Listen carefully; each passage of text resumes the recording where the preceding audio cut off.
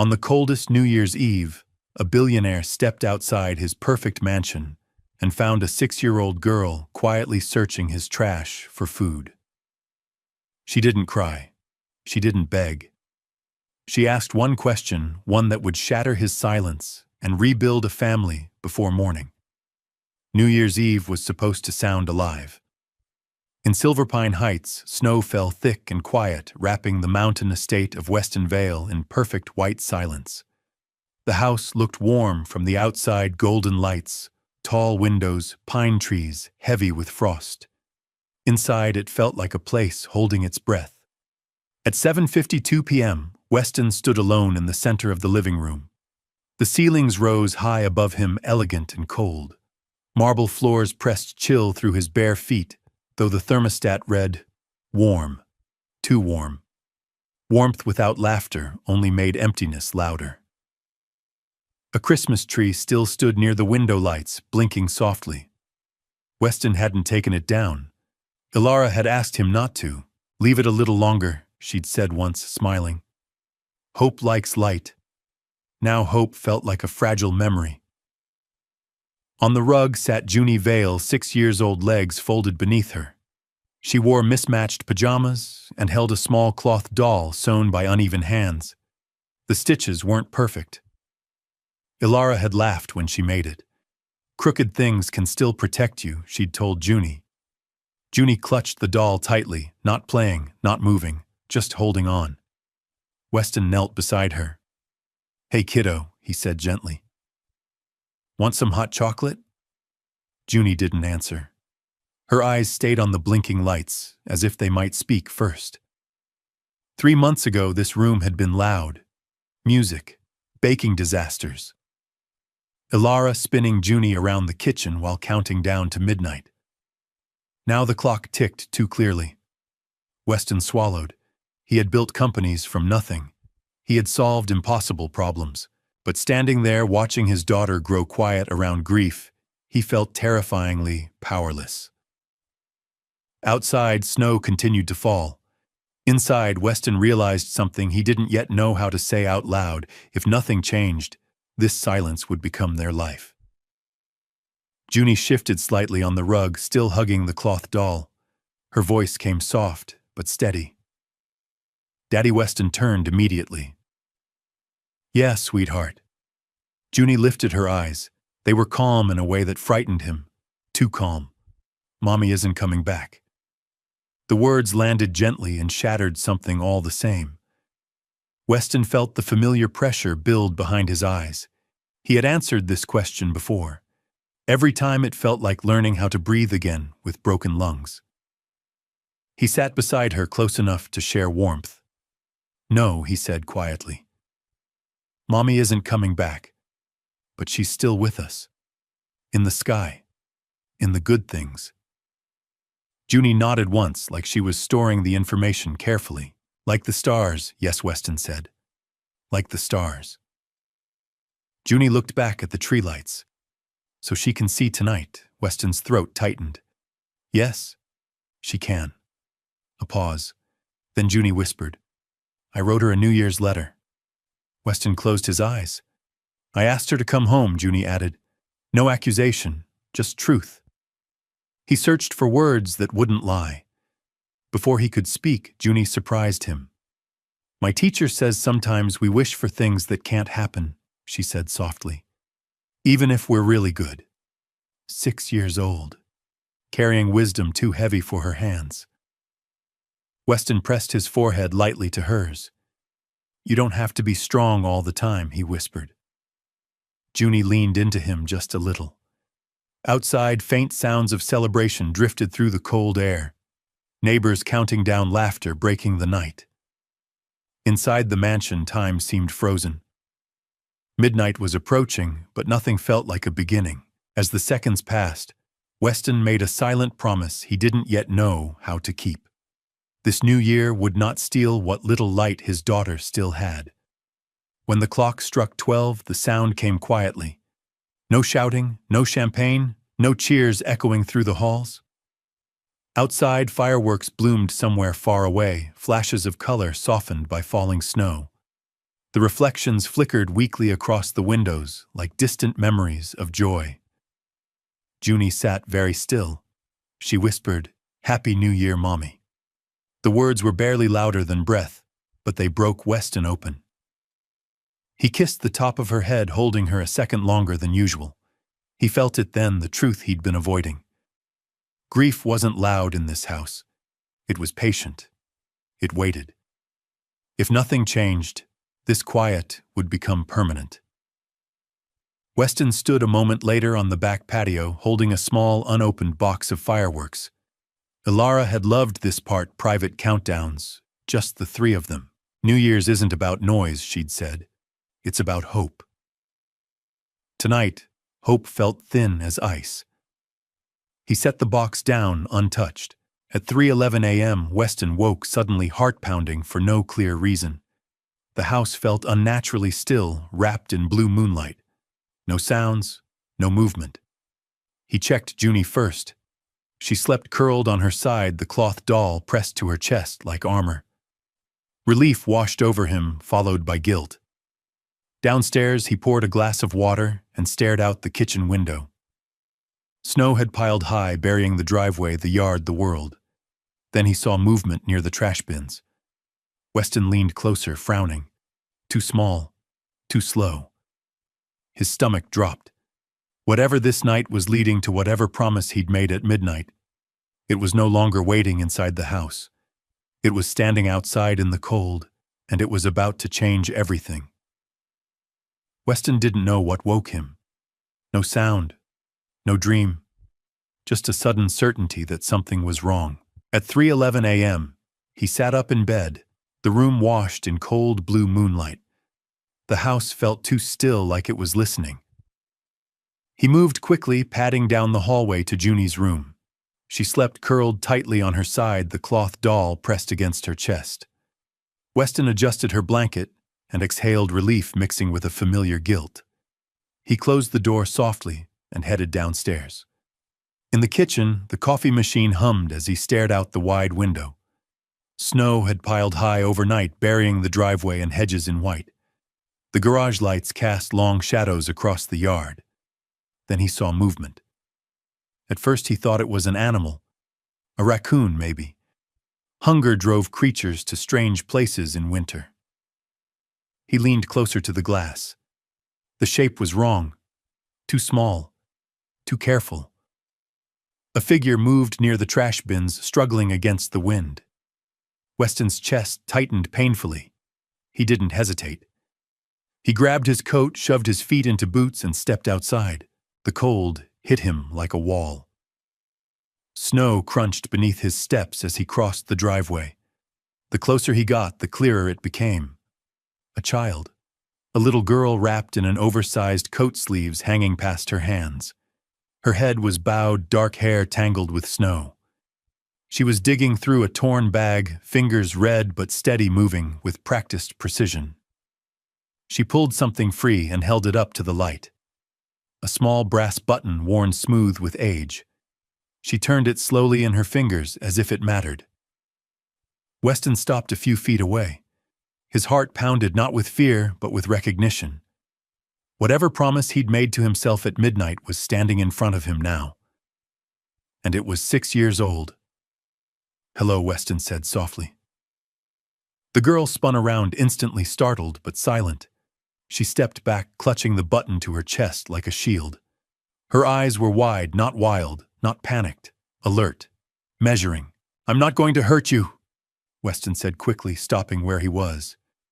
He raised his hands slightly, palms open. "I promise." The wind howled between them, snow swirling in tight spirals. The girl didn't answer.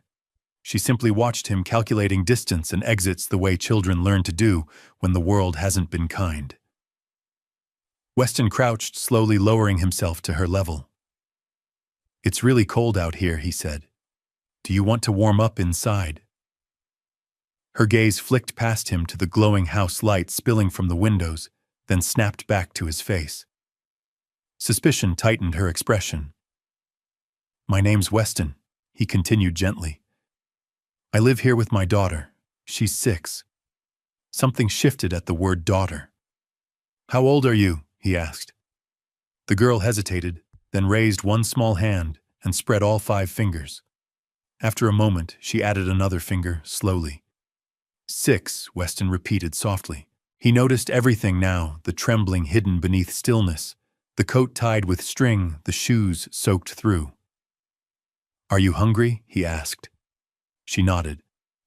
Smaller this time. Weston took a breath, the cold burning his lungs. The words came before he could stop them. "Would you like to come inside?" he said carefully, "and spend New Year's with us?" The question hung between them, fragile and unbelievable. The girl stared at him, then whispered something that made his chest ache. "If I stay, will you get tired of me?" Weston shook his head immediately. "No," he said. "Not tonight. Not like that." She studied his face for cracks. Finding none, she whispered, "I was looking for food." "I have food," Weston replied, "and it's warm." After a long pause, she took one small step toward him. "My name is Wren," she said. Weston smiled softly. "That's a beautiful name." Weston held out his hand, not moving closer, not rushing. Wren stared at it for a long moment, fingers tightening around the brass button. Trust didn't come easily. Finally, she reached out. Her hand was ice cold when it touched his palm. Weston closed his fingers gently around hers, careful not to startle her. Together they crossed the yard. Snow crunched beneath their feet. Wren glanced around constantly, eyes darting to the lights, the decorations, the towering house ahead. Awe and fear warred on her face, as if she expected everything to disappear if she blinked. At the door, Weston paused. "You don't have to come in if you don't want to," he said. Wren hesitated, then stepped forward. The warmth hit her instantly. She gasped softly, shoulders relaxing in a way her body clearly wasn't used to. She took one step inside, then another, staring up at the high ceilings, the glowing lights, the tall Christmas tree still standing guard in the corner. "I've never been inside a house like this," she whispered. Weston closed the door behind them, sealing out the storm. "You're safe here," he said simply. In the kitchen, he set a mug of hot chocolate on the table. "You don't have to drink it if you don't want to." Wren wrapped her hands around the mug. The heat seeped into her fingers. She took a careful sip, eyes widening. Then a small voice came from the hallway. Daddy Weston turned. Junie stood there, hair messy from sleep-cloth doll tucked under one arm. Her gaze moved from her father to Wren. The room went quiet. "This is Wren," Weston said gently. "She's warming up with us tonight." Junie didn't speak at first. She simply looked at Wren, really looked. Then she nodded once. 3 lives, 1 kitchen. Outside, the snow kept falling. Inside, without anyone realizing it yet, a family had just taken its very first breath. The kitchen felt too bright. Wren stood just inside the doorway, shoulders slightly hunched, oversized coat, still wrapped tightly around her small frame. She didn't move unless Weston moved first. The brass button was clenched in her fist, like proof she existed. Weston poured hot chocolate into 3 mugs. The rich scent filled the air, simple, comforting, unfamiliar. He placed 1 mug in front of Wren, then stepped back, giving her space. "You can sit," he said. "You don't have to ask." Wren nodded but stayed standing, eyes darting from the counter to the chairs, as if choosing wrong might make everything end. Junie watched quietly from the stool near the island, her cloth doll resting in her lap like a guard. She didn't stare. She observed carefully, kindly. Wren finally slid into the chair. She lifted the mug with both hands, fingers brushing the warm ceramic. She hissed softly in surprise, then relaxed when the heat didn't hurt. Junie spoke first. "What's that?" she asked gently, pointing not at Wren, but at the button. Wren flinched, then looked down. "It's just a button." Junie shook her head slowly. "It's not just a button. My mom liked buttons." The air shifted. Wren lifted her eyes. "Mine too," she said quietly. "She sewed it back on my coat once." I kept it. Junie hugged her doll closer. My mom made this when I had bad dreams. Ren swallowed. I had bad dreams when it was loud. Junie nodded like she understood exactly what that meant. Without another word, Junie slid the plate of cookies closer to Ren.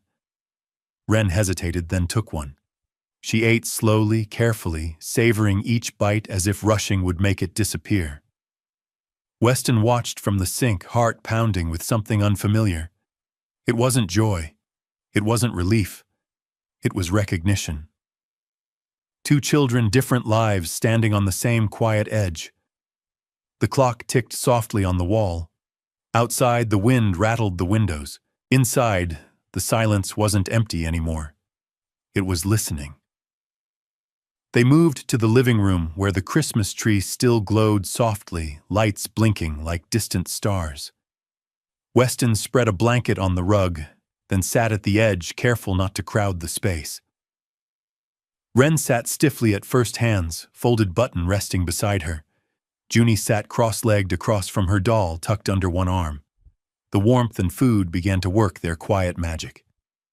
"My mom got sick," Ren said, suddenly staring at the rug. She didn't look at anyone. She didn't wake up. The words landed softly and broke something open. Junie turned slowly. "Mine too," she said. "She went to the hospital. Daddy said it was an accident." They looked at each other. Two 6-year-olds standing in a place grief didn't usually allow children to stand. "I slept in boxes," Ren added after a moment. "To stay warm." Junie frowned. "Boxes don't have blankets." "No," Ren agreed. Junie scooted closer without asking. The rug creaked beneath them. Weston felt like an intruder in something sacred. After a long silence, Junie stood up and crossed the room to a low shelf. She knelt carefully, skipping past stuffed animals and books. Her fingers stopped on a doll with blonde hair and a pink dress, clean, well-loved. Weston's breath caught. Junie never shared that doll. She carried it back and held it out to Ren. "You can play with her," Junie said. "Really, I want you to." Ren stared. "But she's clean." "It's okay," Junie replied. "She doesn't mind." Ren reached out slowly, hands trembling. She held the doll like it was fragile glass. "Does she have a name?" Ren whispered. Junie smiled proudly. "Princess Star." "Because she's brave," Ren said, nodding. For the first time since Weston had seen her, the tight line of Ren's mouth softened just a little. Outside, the last of the fireworks faded. Inside, something fragile and important took shape. The clock on the wall slipped past 12:47 a.m. New Year's Day had already begun. The girls sat shoulder to shoulder, now dolls resting between them. Junie demonstrated how Princess Star flew through imaginary forests. Ren followed every movement with intense focus, as if learning a language she'd never been allowed to speak. "Can she be invisible?" Ren asked quietly. Junie thought hard. "Only when she's scared." Ren nodded. "That's good." Weston's chest tightened. "Daddy?" Junie looked up suddenly. "Can Ren stay until morning?" Weston didn't answer right away. He looked at Ren, her thin frame, her bare feet tucked under the oversized coat, the way she tried not to hope. "Yes," he said finally. "She can stay." Ren's breath hitched. She looked down quickly, hiding her face behind the doll. "I can sleep anywhere," she said fast. "I won't make noise." "You won't sleep anywhere," Weston replied gently. "You'll sleep in a bed." Ren glanced up, disbelief flickering across her face. "A bed," Junie smiled. "They're really soft." Weston stood slowly, feeling the weight of the moment settle into his bones. He didn't know what rules he was about to navigate, what steps came next, or how complicated tomorrow would be. But watching two children, who had both lost too much, sit together under blinking lights, one truth became painfully clear: this wasn't an accident. This freezing New Year's night had brought Ren to his door for a reason. And Weston Vale had a feeling his life would never again be divided into before and after midnight, but into before Ren and everything that came after. Weston moved carefully, like every sound mattered. "All right," he said gently. "It's late. We're going to get ready for bed." Wren's head snapped up. The doll Princess Star was still in her arms, held like a fragile miracle. "I can go," she whispered quickly. The words came out practiced, automatic. Junie frowned. "No," she said firmly. "Daddy said you can stay." Weston crouched so he was eye level with Wren. "You're not going anywhere tonight," he said. "Not in this weather." Outside, the wind slammed snow against the windows, sharp and relentless. The storm had teeth now. "I'll set up a room for you," Weston continued. "Just for tonight." Wren nodded too fast. "Anywhere is fine. It won't be anywhere," Weston replied calmly. "It'll be a bed." Upstairs, Weston prepared the guest room, clean sheets, extra quilts, a small lamp casting warm gold across the walls. The room had barely been used since Alara passed. It felt untouched, waiting. When he returned downstairs, Junie stood beside Wren, clutching her cloth doll. "She's shaking," Junie whispered. Only then did Weston see it. Wren's shoulders trembling despite the warmth, her hands tight around the doll and button. First, Weston said steady and practical, a warm bath. Then bed. Wren froze. "Bath, yes," he said. "Warm water, clean pajamas. You can lock the door. I'll be right outside." Her throat bobbed. "Do I have to pay?" The question struck deeper than the cold outside. "No," Weston answered immediately. "You don't owe me anything." Steam filled the bathroom, fogging the mirrors into soft clouds. Weston tested the water the way Alara used to, not too hot, not too cold. Wren stood at the doorway, eyes scanning towels, soap-folded pajamas. Everything looked like it belonged to someone else. "You can take your time," Weston said gently. "I'll wait." He closed the door and stepped into the hallway. Junie padded up beside him. "Is she scared?" she asked in a whisper. "Yes," Weston admitted.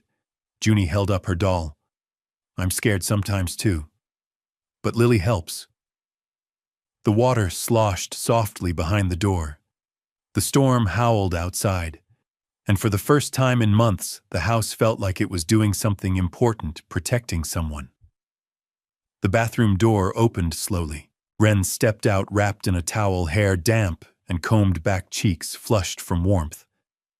She wore the unicorn pajamas Weston had set out, slightly too big, but clean and impossibly soft. Without the oversized coat, she looked smaller, younger, 6 years old the way she was meant to be. She still clutched the brass button. Weston's chest tightened, not with pity but with resolve. "That looks much better," he said lightly. Wren looked down at the pajamas. "It's soft," she whispered, like softness was a language she didn't speak yet. Junie smiled. "Unicorns are brave," she declared seriously. "They fight monsters." Wren nodded, absorbing the rule as if it mattered. Weston led her to the guest room. The fairy lights glowed gently around the window. The bed was layered with quilts. The lamp cast a calm, steady light. "This is for me," Wren asked, barely breathing. "For tonight," Weston said. "You're safe." Wren approached the bed, slowly touching the blanket with one fingertip, testing reality. Junie bounced on her toes. "Can we tell her a story?" Weston smiled, small, tired, real. "Yes, a story for both of you." They settled in. Junie climbed onto the bed without hesitation. Wren sat carefully at the edge, afraid to wrinkle anything. Weston sat nearby and began a quiet story about 2 little stars lost in a frozen forest. The stars didn't find a palace. They found a small house with warm lights that didn't ask questions, only opened its door.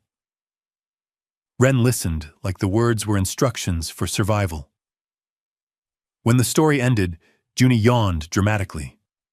"Good night," she said, hugging Wren once before hopping off the bed. "Good night," Wren whispered back. Weston tucked the blankets around her. "Are you comfortable?" Wren stared at the ceiling. "I've never slept in a bed like this." "Sleep," Weston said softly. I'm here. He turned off the main light, leaving only the lamp and fairy lights. As he closed the door, he glanced back. Wren's eyes were already closing. Her breathing slowed. For the first time in who knew how long, she fell asleep without fear. Down the hall, Junie slept peacefully. Between the two rooms, Weston stood still. The house wasn't quiet anymore. It was resting. Morning arrived gently. Pale winter light slipped through the curtains, touching the fairy lights like a promise kept.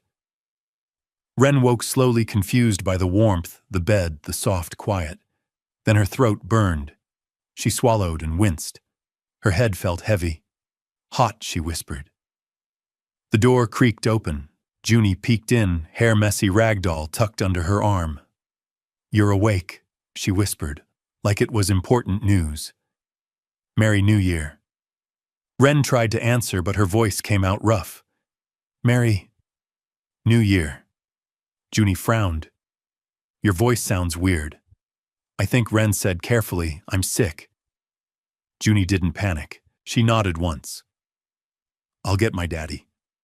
He always knows what to do." Moments later, Weston hurried in, concern already on his face. He sat on the edge of the bed and gently pressed the back of his hand to Wren's forehead. "You're warm," he said. He returned with a thermometer, water, and medicine, efficient, practiced calm. "Open your mouth," he said softly. The thermometer beeped. "Fever," Weston confirmed. "Not dangerous. We'll take care of it." Wren watched him closely as he measured the dose. "Do I have to leave?" she asked suddenly. Weston froze for half a second, then answered without hesitation. "No." He brought tea with honey toast and extra blankets. Junie climbed onto the bed beside Wren like a small nurse. "No one should be sick alone," Junie said. Something inside Wren shifted, not enough to cry, but enough to ache. Outside, snow continued to fall. Inside, Weston watched the two girls under the blankets and felt the truth forming in his chest, quiet, unavoidable. This wasn't just a night anymore. This wasn't just kindness. Whatever came next, rules, calls, paperwork, one thing was clear: he wasn't sending Wren back into the cold. By late morning, the storm softened into a steady fall of quiet snow. Wren's fever eased into a dull warmth instead of a blaze. She could speak now without wincing, though her voice remained small, like she was afraid of using it too much. Junie treated every improvement like a victory. "See," Junie announced proudly from the bed, sitting cross-legged beside Wren. "Daddy fixes everything." Weston stood in the doorway, arms folded loosely, watching the two girls. He hadn't expected this calm, this fragile balance. He had expected fear, maybe anger. Instead, he found something quieter and far more powerful: belonging. When Junie ran downstairs to grab crayons, Weston stepped inside and sat carefully on the edge of the bed. He cleared his throat, then reached behind him. "I thought you might like this," he said, placing a small box wrapped in pale blue paper on the blanket. Wren stared at it as if it might disappear. "For me?" she asked. Weston nodded. "It's New Year's." Her hands hovered above the ribbon. She didn't tear it open. She untied it slowly, methodically, peeling back the paper, as if the moment deserved care. Inside lay a simple doll, brown hair, soft face, a yellow dress. Wren stopped breathing. She reached out, then pulled back, eyes wide. "It's real," she whispered. "It's yours," Weston said in voice thick. Wren cradled the doll against her chest. Something on her face shifted, not joy exactly, but disbelief giving way to relief. "I've never had something like this," she said. Junie burst back into the room with crayons and froze. "A new doll," she squealed. "She needs a name." Wren looked down at the yellow dress. "Daisy," she said quietly. Junie clapped like fireworks. "That's perfect." They spent the next hour drawing houses, stars, dolls, holding hands. Weston watched from the chair, noticing the small changes. Wren stopped asking permission to sit. She laughed once, short and startled, when Junie declared Weston's pancakes illegal because they're too good. But then Junie left to grab a snack. The room changed. Wren's shoulders tightened. Her gaze drifted to the door, then the window, then back to the doll in her arms. "Thank you," she said suddenly. Weston turned. "For what?" "For everything," Wren replied. "The bed, the bath, Daisy." The words felt too neat, too final. Wren swallowed. "I think it's time for me to go." Weston felt the floor tilt beneath him. "Go," Weston repeated carefully. Wren nodded, eyes fixed on the doll. "I'm better now. I don't want to cause trouble." Weston kept his voice even. "Where would you go?" Wren hesitated. "I know places." The answer wasn't dramatic. That made it worse. "Why do you think you have to leave?" Weston asked. Wren's grip tightened on Daisy's dress. "Because good things don't last," she said softly. "My mom said not to get attached. People get tired. They change their minds." Weston felt something old and sharp twist in his chest. He recognized that fear. He'd lived in it since Ilara died, waking every morning expecting the world to take something else. He leaned forward, hands resting on his knees, careful not to crowd her. "I'm not tired of you," he said. Wren shook her head slightly, like she didn't trust words. "I can leave before you change your mind." The sentence landed like a quiet blade. "No," Weston said firmly. "You're not leaving today." Wren looked up, startled. "I can be quiet. I can help. I don't need much." "You don't need to earn being safe," Weston replied. "And kids don't belong outside in winter storms." Tears gathered in Wren's eyes, but she didn't let them fall. "I'm just a kid," she whispered. Weston nodded. "Exactly." Junie appeared in the doorway, sensing the shift. "What's happening?" Weston softened his voice. "Nothing bad. Wren's staying." Junie's face lit up. "Good." Wren looked down at Daisy again, shoulders sagging, not in defeat but in exhaustion. The weight of surviving alone had been heavy for a long time. That night, Wren woke crying not loud sobs, but silent tears, apologizing between breaths. Weston sat beside her, speaking softly, until her breathing slowed.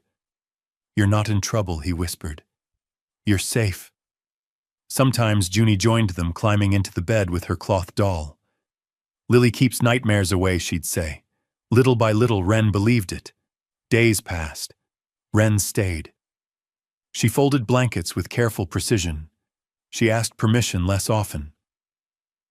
Junie pulled her into games without explanation, and Weston, who had built his life on control, felt something new settle in his chest. Purpose. He knew what he had to do. The decision came quietly.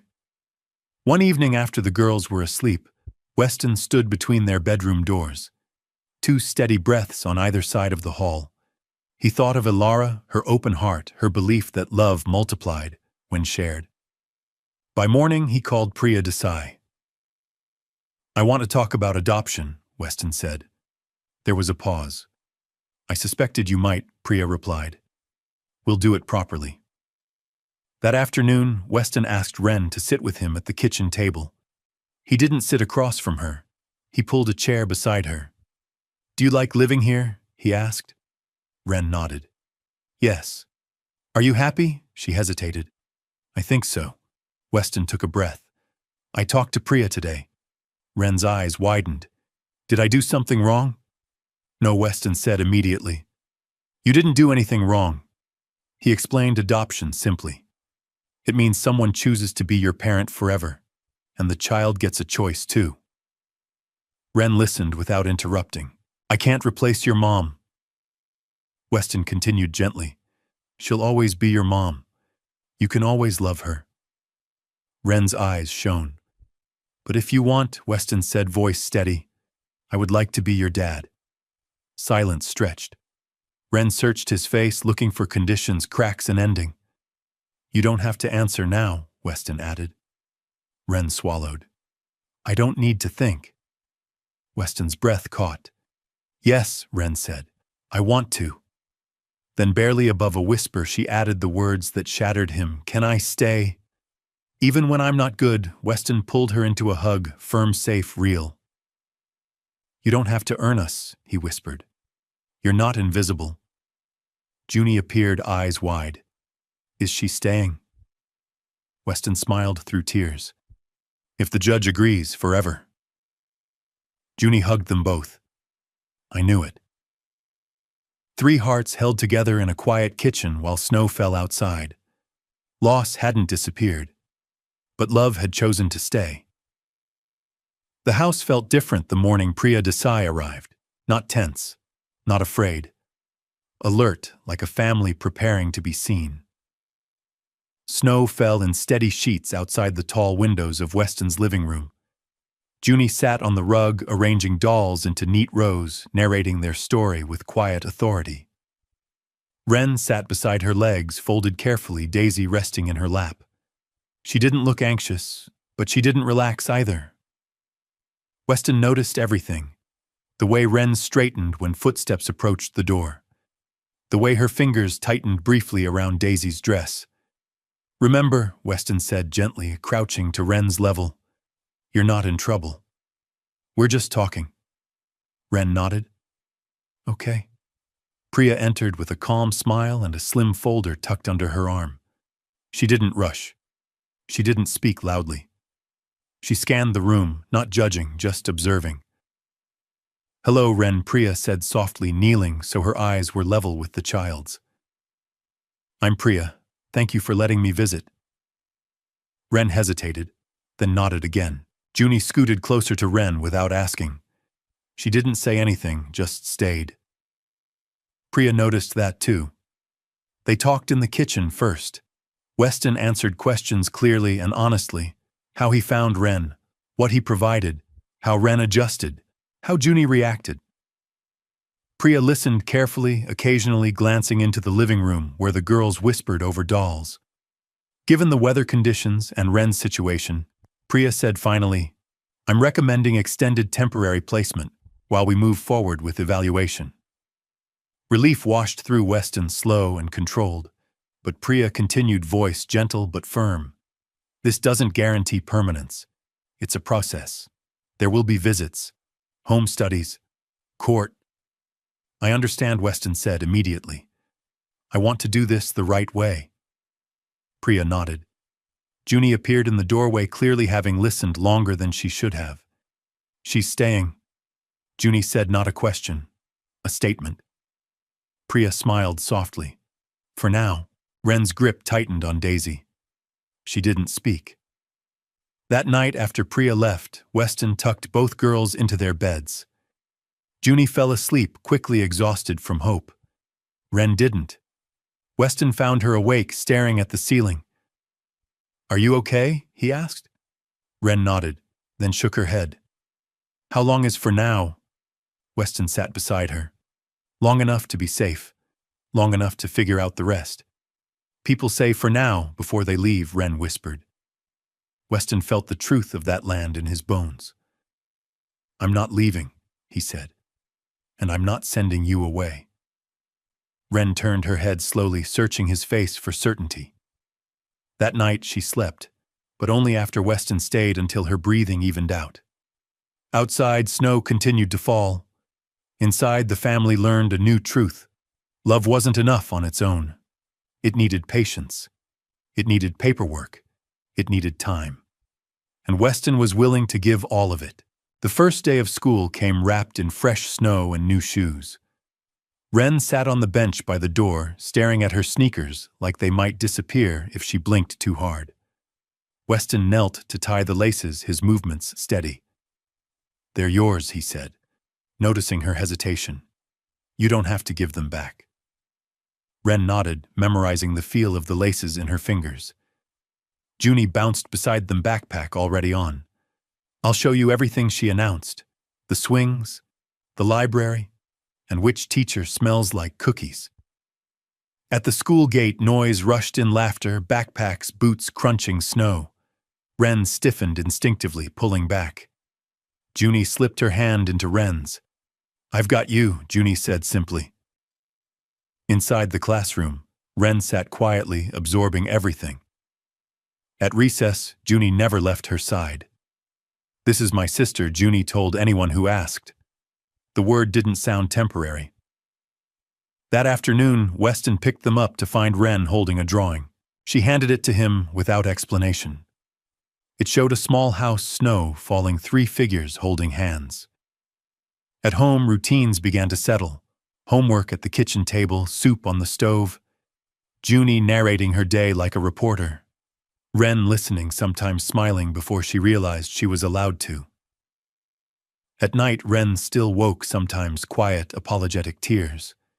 Weston would sit beside her, reminding her she was safe.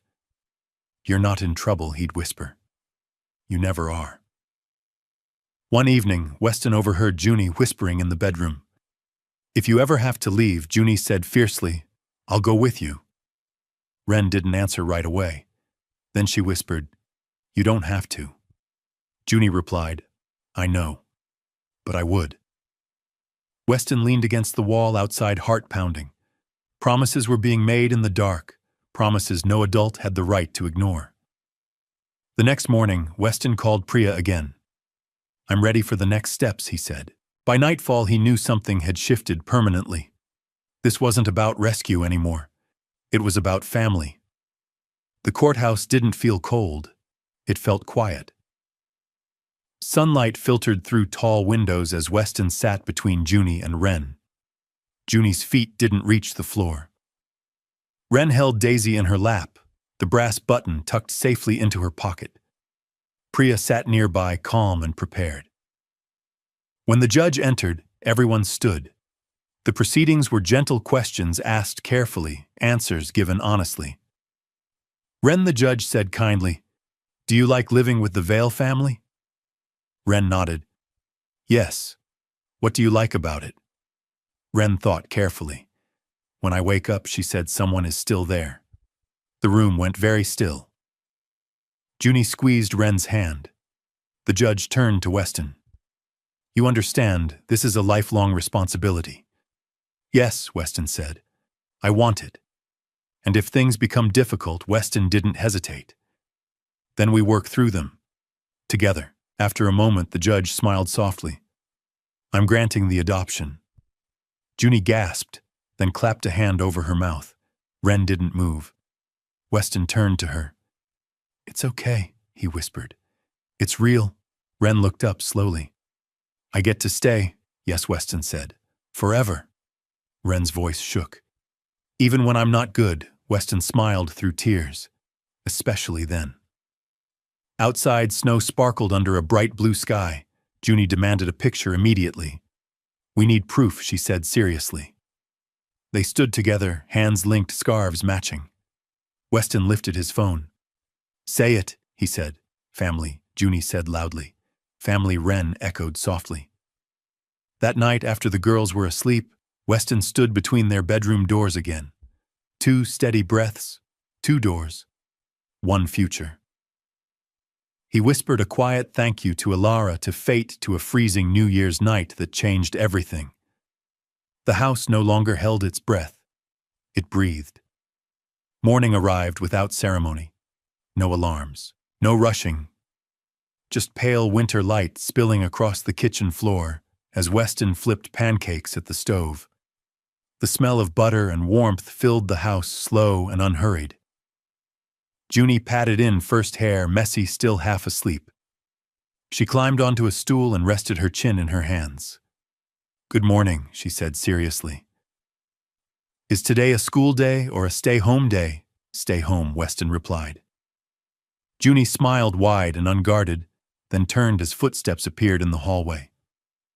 Wren stood there holding Daisy in one hand and the brass button in the other. She wore a sweater Weston had bought the day before, sleeves still slightly too long. She hesitated at the doorway. Weston noticed. "You can come in," he said gently. "Breakfast is almost ready."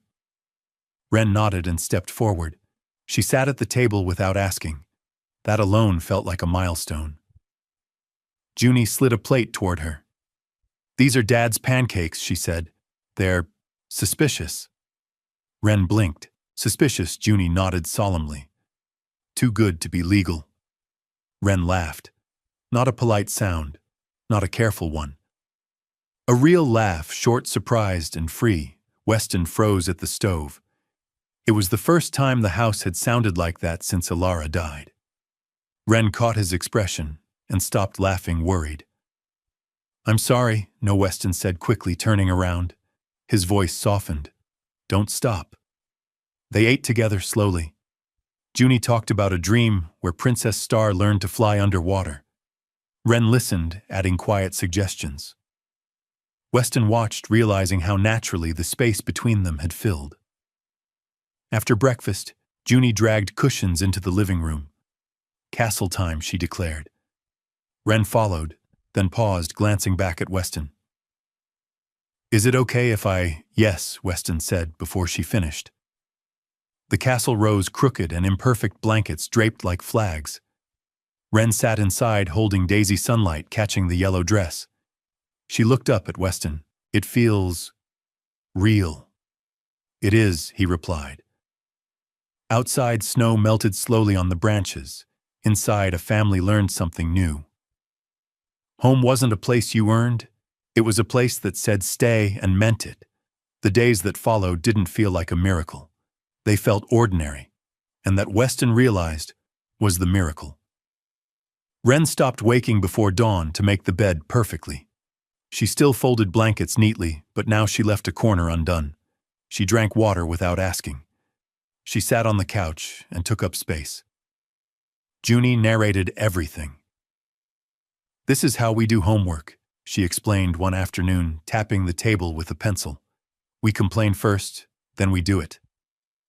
Wren smiled. "Okay." At school, Junie never let go of Wren's hand at the gate. Teachers noticed. Other children accepted it without question. "This is my sister," Junie said again and again. At home, Weston found himself laughing, more quiet laughs, surprised ones. He caught himself humming while cooking. He noticed he slept through the night more often. One evening, Weston overheard Wren talking to Daisy in her room. "You can stay," Wren whispered to the doll. "I think we're safe now." Weston leaned against the doorframe, heart heavy and full at once. Later that night, Junie appeared at his office, door-cloth doll under her arm. "Daddy," he lifted her onto his lap. "Is Wren really staying forever?" Weston didn't dodge the question. "Yes." Junie nodded, satisfied. Then she added softly, "If she wasn't, the house would be quiet again." Weston kissed her hair. "It won't be." That night, as Weston tucked Wren in, she asked a question that came from a place still learning to trust. "What if I mess up?" Weston answered without hesitation. "Then we fix it. Together." Wren nodded, absorbing the words like rules of gravity. She turned onto her side, Daisy tucked under her arm. "Good night, Dad," she said accidentally. Her eyes widened in fear. Weston smiled. "Good night, Wren." She relaxed instantly. Outside, snow fell lightly, no storm, no drama. Inside, healing worked the way it always does. Quietly, repeatedly, without applause. Weeks later, Weston finally took down the Christmas tree. He did it slowly, carefully, as if packing away something sacred. Junie helped, handing him ornaments one by one. Wren held the last ornament, a small star Alara had loved. "Can we keep this one out?" Wren asked. Weston nodded. "Of course." They placed it on a shelf in the living room, where sunlight could find it. That night, after the girls were asleep, Weston stood in the hallway between their rooms like he had so many nights before. 2 doors, 2 steady breaths. He thought of Alara, her laughter, her belief that love never arrived loudly. "I hope you see this," he whispered into the quiet. "They're okay." The house no longer echoed. It lived. In the days that followed, photos appeared on the fridge, school drawings, pancakes gone wrong, a picture from the courthouse where Junie insisted they all say family at the same time. One evening, Wren brought Weston the brass button. "Can we put it somewhere safe?" she asked. Weston found a small wooden box and placed it inside with care. "It's part of your story," he said, "and it always will be." Wren nodded, relieved. Later, tucked under her blankets, she asked one final question, soft, honest. Dad, yes, do you think the cold brought me here? Weston thought of that New Year's night. The snow, the silence, the moment he chose not to look away. I think, he said gently, it brought us to each other. Wren smiled, eyes heavy with sleep. Then I'm glad it was cold. Weston turned off the light, leaving the hallway lamp glowing warm and steady. Outside, winter continued its slow retreat. Inside, a family chose an imperfect reel held fast. Not because of luck, not because of wealth, but because on the coldest night of the year, someone opened a door and never closed it again. Did this story move your soul? Share your feelings in the comments and rate it from 1 to 10. Don't forget to like, share, and subscribe, then tap the bell icon so you never miss a new story. Click the end screen to watch another heartfelt video. See you in the next story.